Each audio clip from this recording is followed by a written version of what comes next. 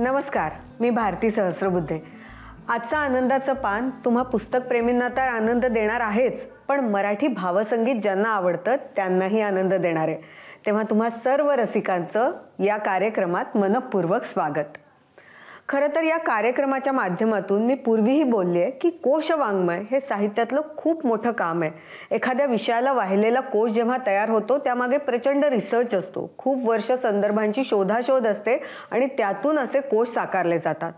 असंच एक मोठं काम झालंय भावगीतांच्या क्षेत्रात। मराठी भावसंगीत कोशाची निर्मिती अगदी नुकतीच झाली आहे। वेगवेगळ्या पुस्तकांच्या आकर्षक मुखपृष्ठांमुळे आपल्या सर्वांना परिचित असलेलं नाव म्हणजे रवी मुकुल। त्यांनी आणि आदिती कुलकर्णी या दोघांनी मिळून या भावसंगीत कोशाची निर्मिती केली आहे।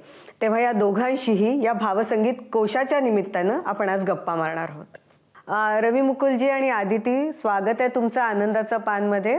भावसंगीताचा म्हणजे इतकी गाणी आहेत मराठीतली, त्या सगळ्याचा एक कोश तयार करायचा या मागची संकल्पना काय? रवी मुकुलजी, सगळ्यात आधी तुम्ही सांगावं।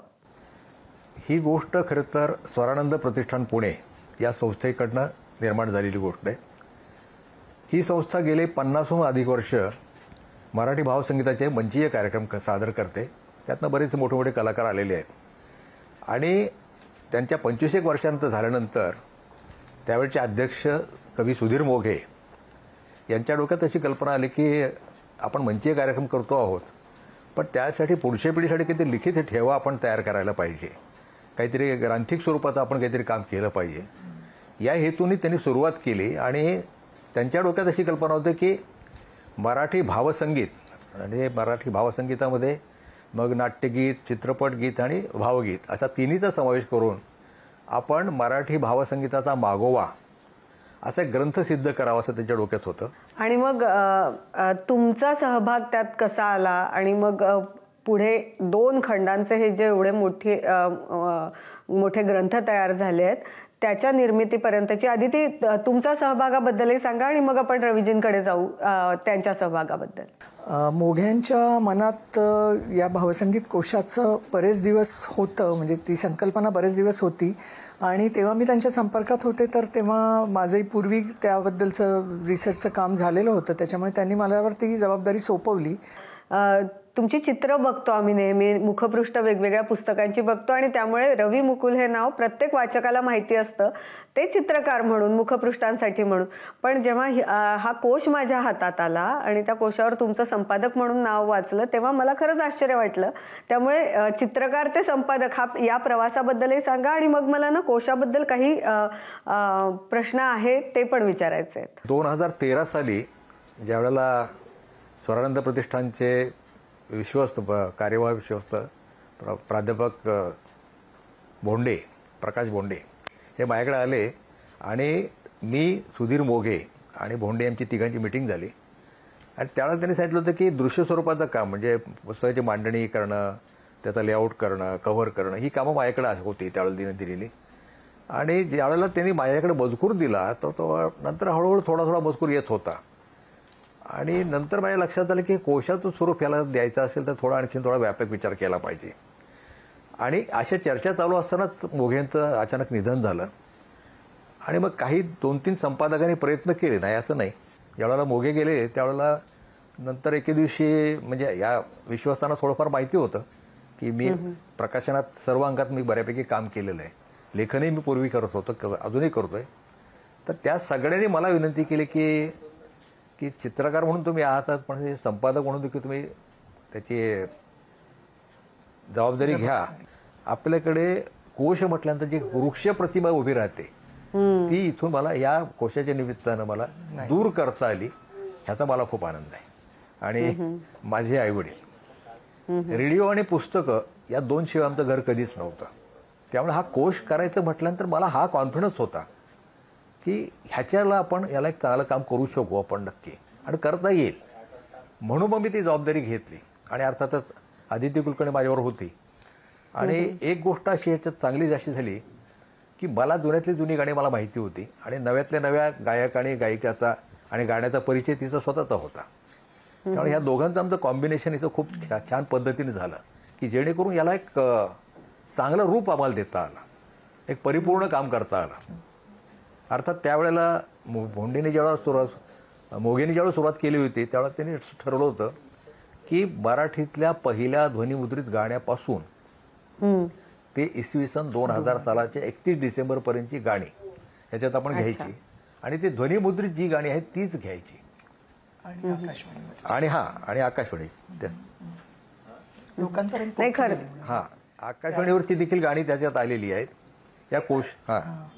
म्हणजे मोघ्यांचा हे असा होता की जी पोचली ज्याच्यावर जनमानसावर ज्यांनी राज्य केलं असे कलाकार किंवा बदलते टप्पे भावसंगीताचे, माध्यमांचं योगदान त्याच्यात, ह्या सगळ्या दृष्टीने त्याची एक वाटचाल सांगितली जावी असा त्यांचा हे होता आणि त्याची प्राथमिक गरज म्हणून सूची केली होती. आणि सूचीचं काम करताना म्हणजे सुरुवातीपासून म्हणजे जे विखुरलेले सगळीकडे जी माहिती आहे ती एकत्रित करणं, डेटा वेगवेगळ्या ठिकाणून गोळा करणं, अगदी यशवंत देव साहेबांपासून म्हणजे जेव्हा मी काम सुरू केलं 2011ला तेव्हा बरेचसे कलाकार होते. म्हणजे अजून कोशाचं काम करता करता अनेक जणांचं म्हणजे ते काम थोडं उशिरा सुरू झालं असतं तर ते कलाकार इथे सांगायला माहिती द्यायला मिळाले नसते असं झालं. अशा तो डेटा एकत्र करत गेले. पण डेटा क्लिन्झिंग म्हणजे डुप्लिकेशन काढणं किंवा ते ऑथेंटिकेट करणं जी माहिती आली आहे ती, कारण वेगवेगळ्या सोर्सेसमधनं जो डेटा येत गेला ते काम मात्र अगदी शेवटपर्यंत करायला लागलं. आणखी एक स्रोत आम्हाला चांगला मिळाला होता ते म्हणजे ग का रायकर नावाचे एक प्रकाशक होते. त्यांचं जयहिंद प्रकाशन नावाचं एक प्रकाशन होतं मुंबईमध्ये बोरिवलीला. तर त्यांनी त्या काळामध्ये गोड गोड भावगीते नावाची पुस्तकं काढली होती आणि त्याच्यामध्ये किती मला वाटतं 8 आणे 12 आणे किंवा 2 रुपयापर्यंत अशी किंमती असायच्या. तर त्याच्यामध्ये देखील गाण्याची विस्तृत माहिती असायची, बऱ्याचशा गायकांचे फोटो असायचे आणि अतिशय रंजक पद्धतीनं त्या काळात दिलेली म्हणजे कुमारी लता मंगेशकर हिचे पहिले रेकॉर्ड वगैरे अशा पद्धतीची माहिती दिलेली एक रंजक पद्धतीची ती माहिती होती आणि त्याचा खूप उपयोग आम्हाला झाला. हे दोन्ही खंड हातात घेतले की लक्षात येतं की त्याचे सरळ सरळ भाग केले गेलेले आहेत. म्हणजे भावगीत आहेत, नाट्यगीत आहेत, अशा पद्धतीचे भाग दिसतात. तर आपण हे असे सब डिव्हिजन्स करूया आणि मग त्याचा म्हणजे शोध घ्यायला सुरुवात करूया वगैरे. हे कुठल्या टप्प्यावर ठरलं? आणि जसं तुम्ही सांगताय की जेवढी ध्वनिमुद्रित केलेली गाणी आहेत तीच घ्यायची, पण ते सुद्धा सोपं नसेल ना. ध्वनिमुद्रण म्हणजे राज्याच्या कितीतरी भागात वेगवेगळ्या पद्धतीने होत असेल. आता युट्यूबच्या जमान्यात तर लोक युट्यूबवर अपलोड करत असतील तर ते सगळं मिळवणं, एकत्र करणं हे किती कठीण होतं. नाही त्याला मर्यादा मुळावत आपण 31 डिसेंबर घातलेली होती 2000 सालापर्यंतच हे घेतल्यामुळे, कारण जो भावसंगीताचा असा सुवर्ण काळ मानला जातो तो साधारण 80-90 पर्यंत ओसरला होता. त्यामुळे 2000 आणि पुढे कसं आहे की काही सुमारच नाही, त्याला कोणीही काढू शकतं अशा प्रकारे ती संख्या एकत्र करणं, पॉकेट्समध्ये खूप कामं होतात. त्यामुळे त्या सगळ्याचा समावेश यात नव्हताच. यात मुख्य 2000 सालापर्यंतच असल्यामुळे ते थोडं सुलभ होतं. म्हणजे सुलभ असं होतं असं नाही, पण शिस्त होती त्या पद्धतीने काम करण्यामध्ये. रवी मुकुलजी, खरं तर हाच प्रश्न मला पुढे विचारायचा होता. तो म्हणजे की आपण चित्रपट गीतं घेतलेली आहेत, नाट्यगीतं घेतलेली आहेत आणि ज्यांना आपण भावगीतं म्हणतो ती घेतलेली आहे. या तिन्हीमध्ये मला माहिती नाही, पण कुठला डेटा गोळा करताना किंवा कुठल्या पद्धतीचे गाणी शोधताना सगळ्यात जास्त अवघड गेलं किंवा शोधाशोध खूप करावी लागली? तसं खरं सांगू का की ह्या सगळ्याच गोष्टी शोधताना खूप अवघडच गेल्या. याचं कारण काय की सगळ्या गोष्टी एकत्र कुठेच मिळणं शक्य नव्हतं. म्हणजे अक्षरशः थोडं थोडं गोळा करतच आम्ही गेलो. नाट्यगीताच्या बाबतीमध्ये एक गोष्ट अशी होती की एकच नाट्यगीत एक 15 गायकांनी गायलं, त्याच्यात ती ध्वनिमुद्रिका आहेत. अशा वेळेला आम्ही काय केलं की नाट्यगीत जिथे दिलं त्याच्या पुढे जेवढ्या लोकांच्या ध्वनिमुद्रिका निघालेल्या आहेत त्या सगळ्या गायकांची आम्ही नावं दिलेली आहेत. किंवा भावगीतामध्ये पूर्वी पहिल्यांदा आकाशवाणीवरती भावगीत यायचं आणि नंतर त्याची ध्वनिमुद्रिका निघायची आणि दोघांचे गायक परत वेगळे असायचे. कधी कधी संगीतकारही वेगळे आहेत. तर त्यावेळेला आम्ही काय केलं, याच गीताची पहिली आवृत्ती, दुसरी आवृत्ती, तिसरी आवृत्ती असा मी दिलेला आहे.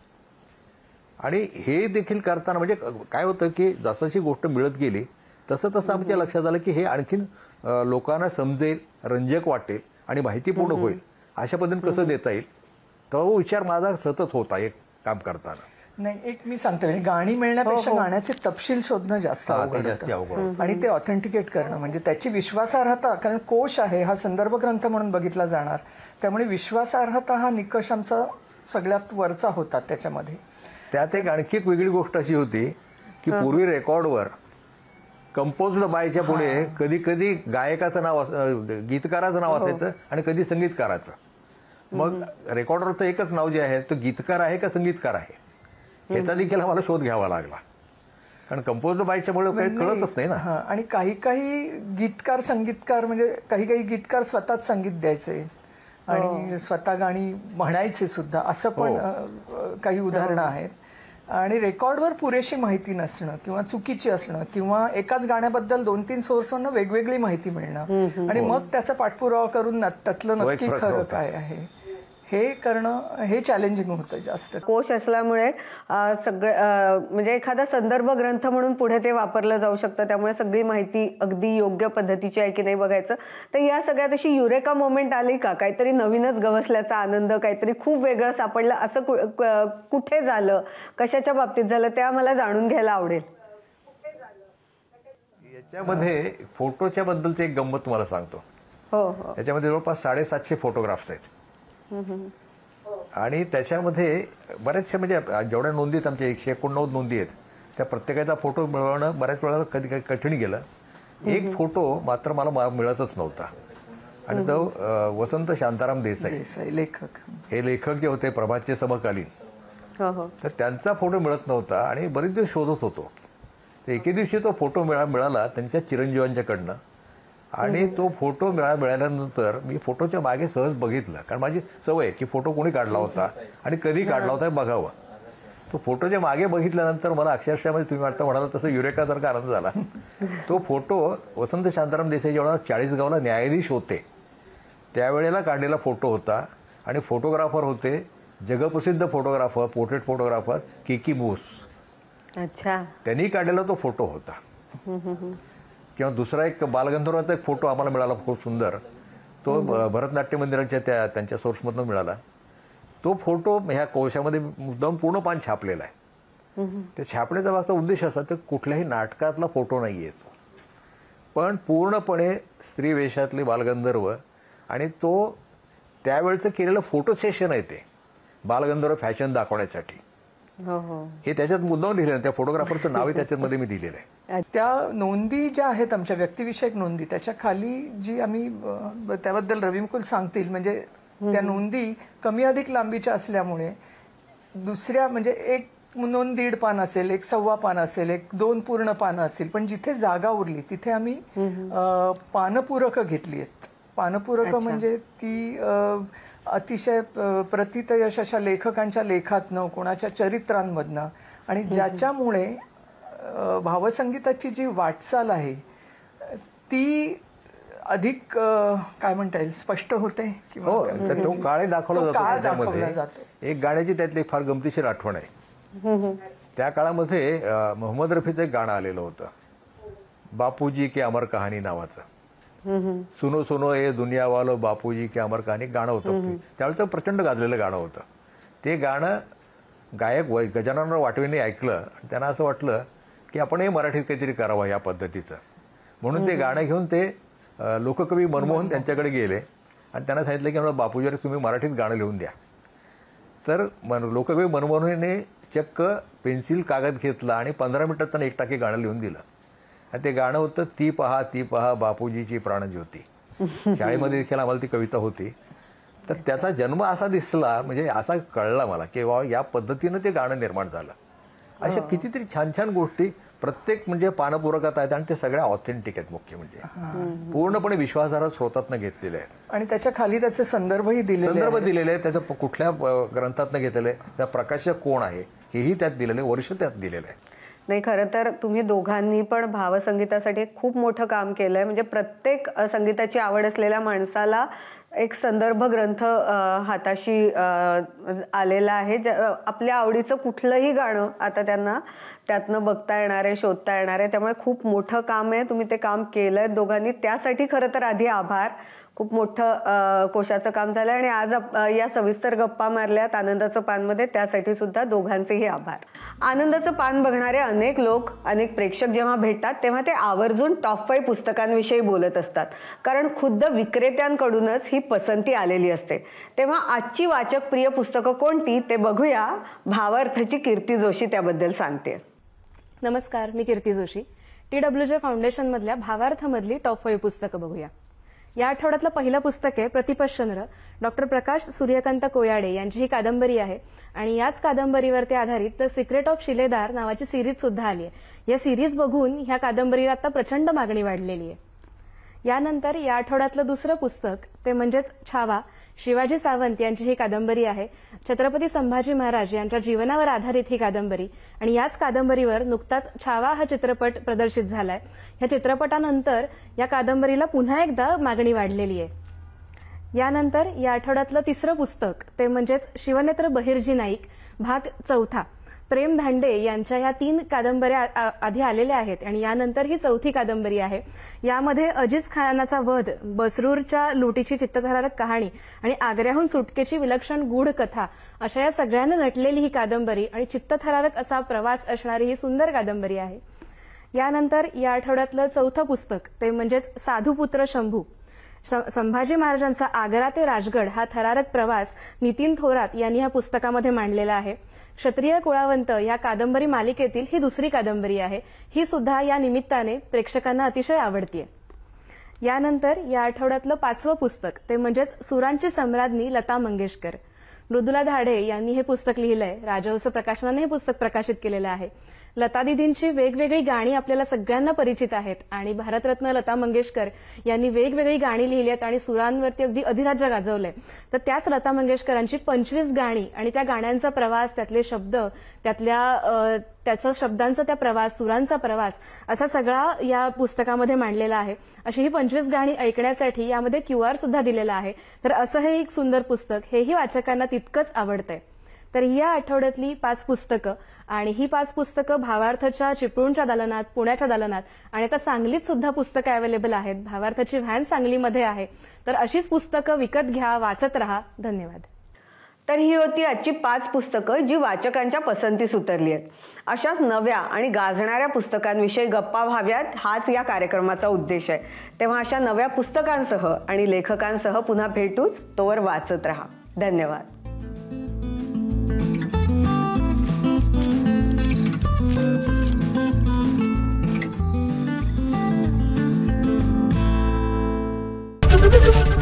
ABP माझा, उघडा डोळे बघा नीट.